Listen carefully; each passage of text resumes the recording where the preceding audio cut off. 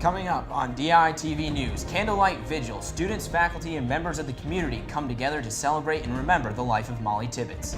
And later, court appearance. The man accused of killing the 20-year-old University of Iowa student appears in court for the first time. And today we'll get an inside look of how Iowa volleyball team has been preparing for the start of their season, as well as some interesting conversations about food with Hawkeye football.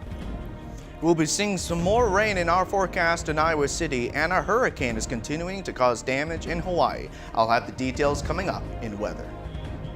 All that and more coming up on this Monday morning edition of DITV. So don't go anywhere. DITV News starts right now.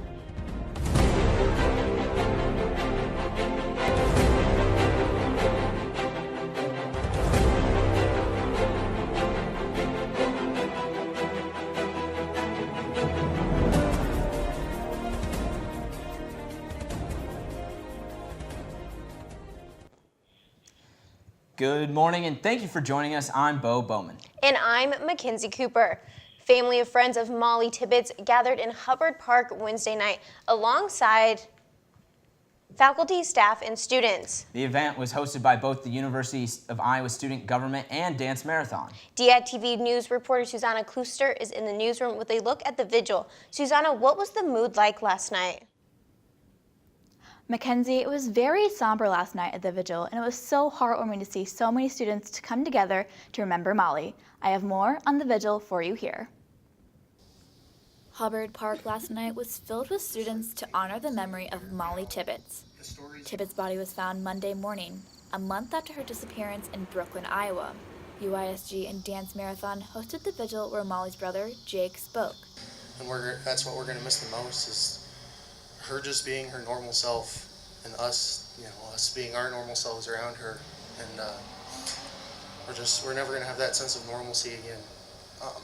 Jake also spoke on what type of person Molly was. What made her so special is she was so outgoing, so loving, so passionate. She wasn't a silent person. Tibbetts was going into her sophomore year at the University of Iowa as a psychology major. And if you knew Molly, psychology was a perfect fit because of her deeply caring nature towards everyone. Molly's childhood friend, Brooke Goodman, said that she was excited to have Molly by her side as she began her journey at the university this year. I think the one thing that we should all take away from this is to smile, is to care. If you're going to class, take your headphones out. And if you see someone who looks like they're having a bad day, just smile at them. Because you never know what that could do to them. Even in mourning the loss of his little sister, Jake Tibbetts wanted everyone to make a friend at the vigil in honor of Molly. Take a couple minutes here and find someone you've never met before and talk to them, meet them, and make a new friend tonight. Because that's what she would do. She'd make friends with every single person in this crowd if she could.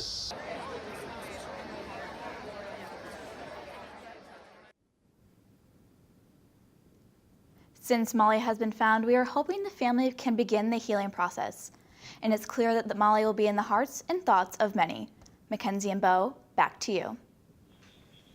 Thanks, Susanna. On Wednesday, Molly's family released a statement following the discovery of the body. The family statement reads, quote, "Our hearts are broken. On behalf of Molly's entire family, we thank those from all around the world who have sent their thoughts and prayers for our girl. We know that many of you will join us as we continue to carry Molly in our hearts forever. At this time, our family asks that we be allowed the time to process our devastating loss and share our grief in private. Again, thank you for the outpouring of love and support that has been shared in Molly's name. We remain forever grateful," end quote. The 24-year-old Christian Bahina Rivera appeared in court for the first time Wednesday afternoon. He's been charged with first-degree murder for the death of Molly Tibbetts. Bail has been set for $5 million cash only. When asked if he had anything to say in court, Rivera declined. Rivera's next court appearance will be August 31st at 2 p.m. Christian Rivera was employed at a farm in the area near Brooklyn. Yerby Farms had initially stated Tuesday that they used an E-Verify program before hiring Rivera. However, Wednesday, officials from Yerby Farms admitted that the program had not been used. They say Rivera gave them false information when he was hired.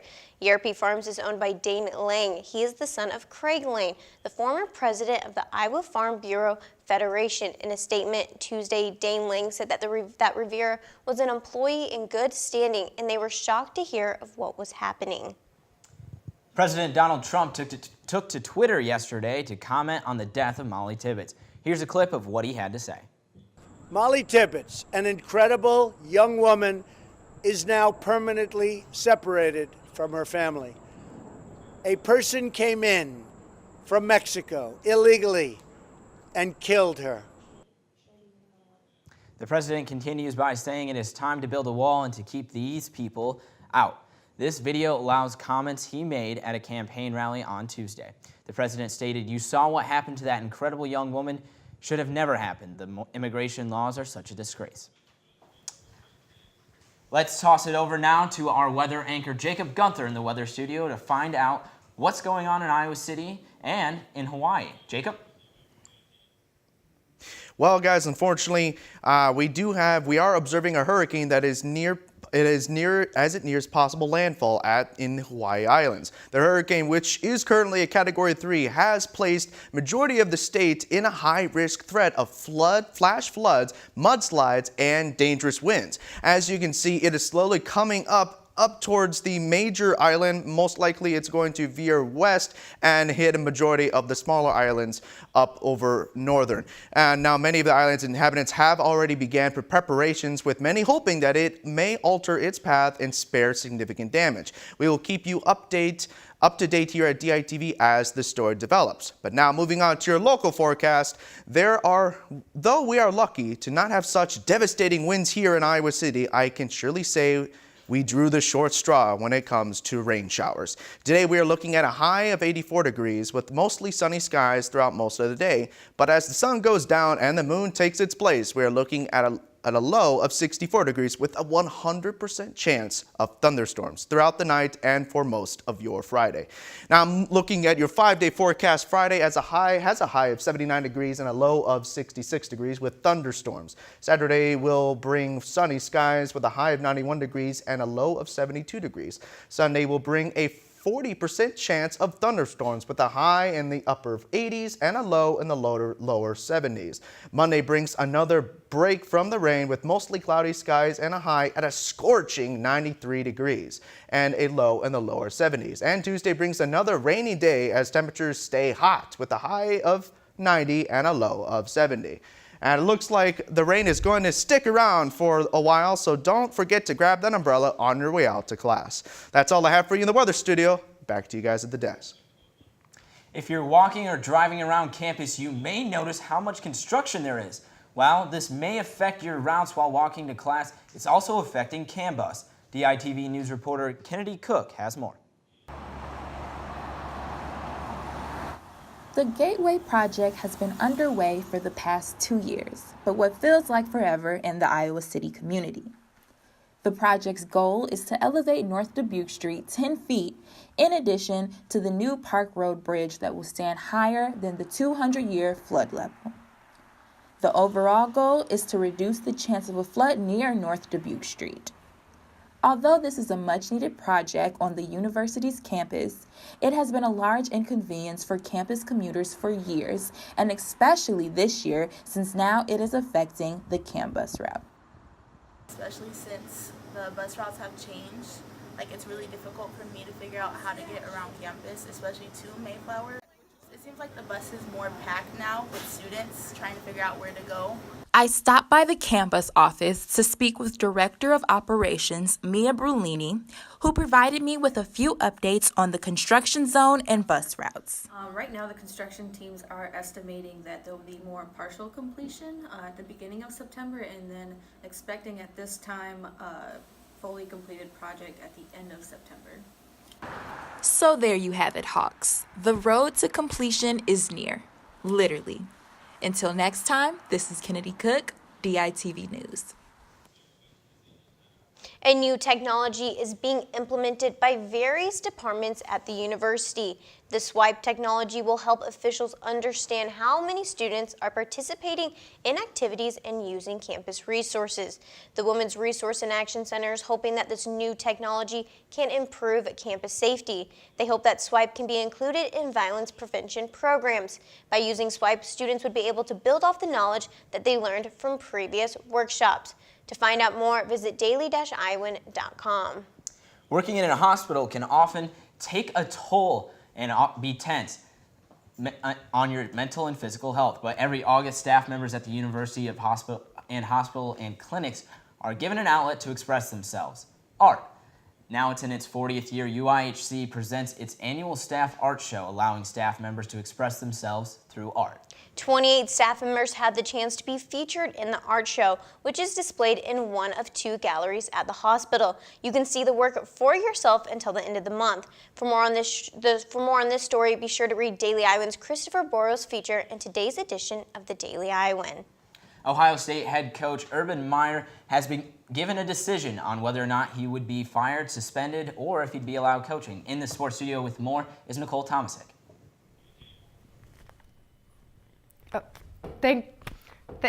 Thanks, guys. Coach Urban Meyer has been suspended for the first 3 games of the 2018 college football season. His suspension comes after an investigation found he mishandled domestic abuse allegations against former assistant coach Zach Smith.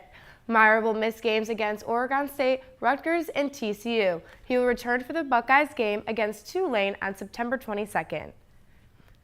Now we're only a little over a week away from the first Iowa football game of the season. And I don't know about you guys at home, but I'm already thinking about all the tailgate food I'm going to eat on Melrose, including one of my favorites, the classic hot dog. And our reporters at Big Ten Media Days in July also had food on their minds when they went all around and asked the question, is hot dog a sandwich? It's not a sandwich. Why? No, it's just not. I don't know. I guess I don't know how to explain it. It's I don't know. No. Why? It's not a sandwich. It's just I don't think a brat's a sandwich either. It's got to be flat bread. Hot dog is not a sandwich. Why? It's something completely different. I mean, it just doesn't look the same as other sandwiches, and it's on menus. It is listed separately, and I think it just brings a totally different feel to a meal than a sandwich does.